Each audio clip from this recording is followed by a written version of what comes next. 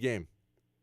I just want to bring up the storming the court. I just think it's ridiculous. I think it's all across sports.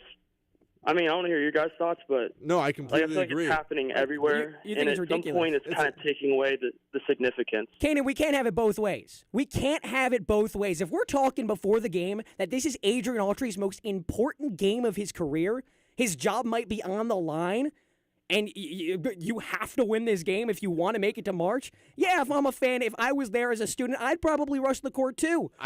This is the most important game of his career. It is, but again, I agree with Kanan. I also agree with Kanan. Because this is a game against the number 13 team in the country. This is in the top 10 game. And nobody gave you a chance to beat him. You guys didn't give him a chance. I'll tell you that. No, I did not. I'm rushing the court just to prove you guys wrong, if anything. That's not just a way to say I'm showing my support for this team. That's kind of giving a big F you to the media who's not respecting Syracuse, who doesn't know exactly what kind of basketball they play. Respect, though, they just did with that game. They did, but going into the game, they did not. So I don't think so that's crazy. Why when you have a statement win, you rub it in everyone's face just a little bit more by Kanan, the court. Are you an SU fan? I'm kind of a mediocre fan, but I just think storming the court, I feel like the significance is being lost. You know, it's supposed to be something that's sacred. It's supposed to be something that's for specific moments in sports that don't happen often, and I feel like and it's not just Syracuse. It's teams across the country, and the fan bases are storming the courts, and it's just like, at what point do we save storming the court for actually the most significant wins? Because the problem is fan bases see other fan bases storming the court, and then they want to do the same, and it's just, I just think it's taking the significance out of storming you court. said yourself you're a mediocre fan. That kind of loses your credibility when you're talking about this, because if you were really invested in this team and knew all the storylines going into this game, what this game meant, yeah, it's the number 13 team. It's not like they beat Duke or anything. Sure, maybe not yet. And if they do, I think they should rush the court again. But this was a game that meant so much to Syracuse as a program that needs to get back to March Madness. It's the longest tournament drought since the 1960s. If you lose this game, you're out of the tournament.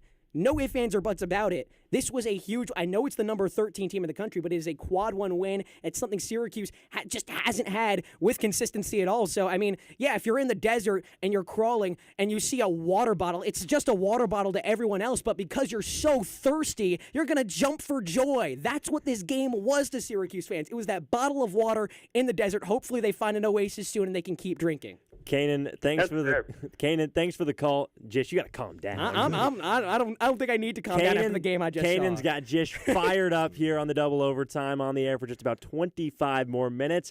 Call in if you want to get Jish more fired up, although I'd like to see him a little more, reserved at the moment. I was in the dome, man. 315-443-2011. Call in to the show.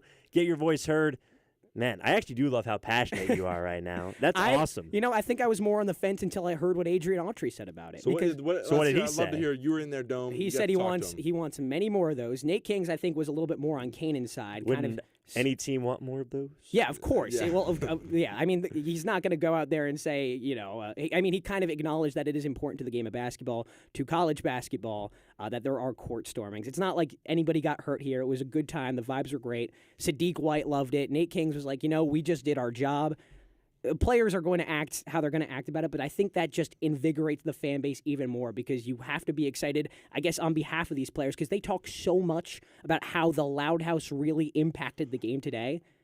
We had a caller come in earlier who said that he was sitting behind the Tennessee bench and he felt like they were talking about how the sightlines are screwed up. They had a couple of air balls early on. Do you think that kind of made a bigger impact than it usually does for other teams? I think that the Dome itself is just a tricky place to play because of the depth perception. I think that's a big reason why Syracuse has been bad from the line. So many players playing in there for the first time, and that's going to have an inverse effect also on opposing teams. It's not like teams have shot free throws well against Syracuse either, and that kind of has something to do with the venue. Well, we've got Chase on the phone from Pennsylvania. Chase, what do you have for us? What's up, guys? I was just tuned in listening to the Storm the Court talk, and I had some things I wanted to ask. Go ahead. Goody. I know you had a lot to say about it, but are we sure that we should be storming the court on just like a mid-teens opponent? I feel like we should kind of save that for a top 5, maybe a rivalry game with like a late buzzer beater.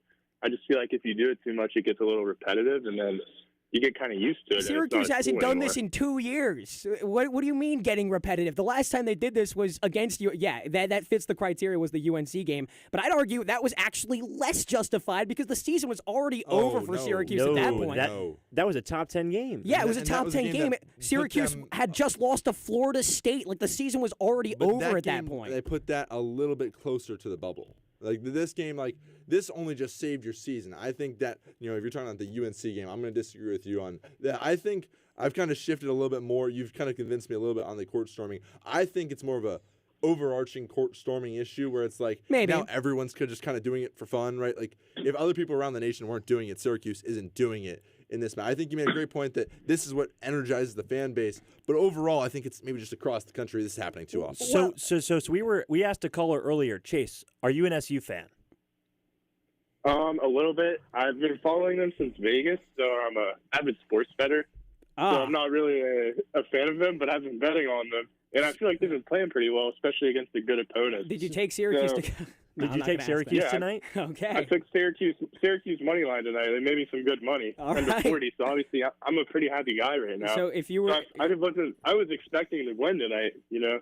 You were expecting it. You might have been the only. That might be why the court storming has a little bit less value then, because if you're expecting, you might be you might have been the only person that bet on Syracuse this evening. All right, Chase, thank you very much for the call. If anyone else wants to get involved, 315-443-20